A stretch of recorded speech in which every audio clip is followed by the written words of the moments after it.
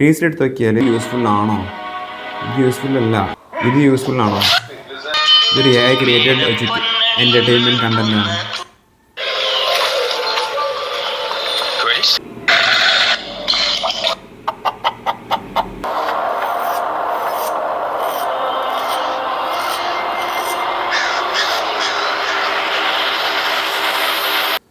Cristiano, the crocodile is eating me. Help me.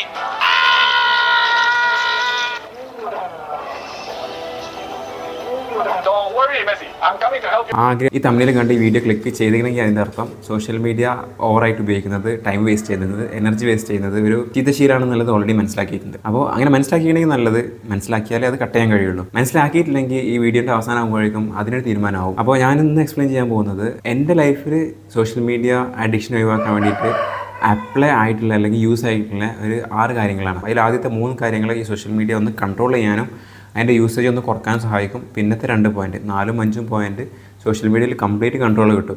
Social media നമ്മളെ control ചെയ്യുന്നതിന് പകരം നമുക്ക് സോഷ്യൽ മീഡിയനെ കൺട്രോൾ ചെയ്യാൻ പറ്റും. 6ാമത്തെ പോയിൻറ്റ് പറയുന്നത് സോഷ്യൽ മീഡിയ നമ്മളെ ഡിസ്ട്രാക്ട് ചെയ്യുന്നത്.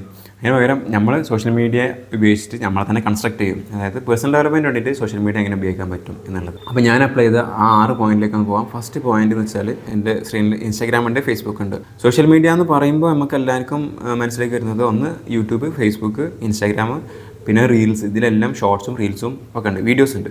ബേസിക്കലി വീഡിയോ അഡിക്ഷനാണ്, വിഷ്വൽ അഡിക്ഷൻ. അപ്പോൾ ഇൻസ്റ്റാഗ്രാം തുറന്നു നോക്കിയാൽ ഇതിൻ്റെ ഫീഡ്സ് വരുന്നത് സ്ക്രോൾ ചെയ്തിങ്ങനെ പോവാം. ഇതിൽ ഏതെങ്കിലും ഒരു ഇഷ്ടപ്പെട്ട വീഡിയോ ക്ലിക്ക് ചെയ്താൽ നേരെ റീൽസിലോട്ടാണ് പോകുന്നത്. റീൽസിലോട്ട് പോയാൽ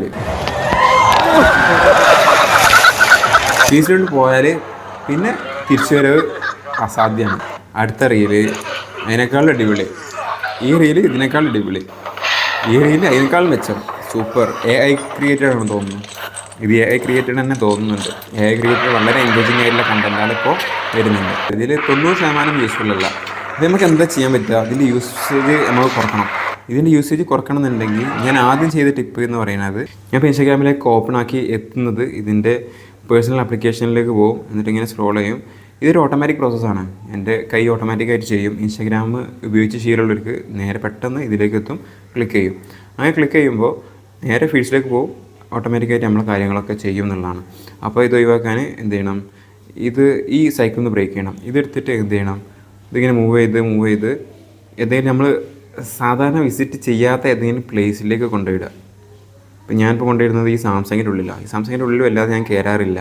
അപ്പോൾ അതവിടെ എത്തി. അതേപോലെ തന്നെ ഈ സെയിം സംഭവം ഫേസ്ബുക്കിനും കൊണ്ടുപോയിടുക.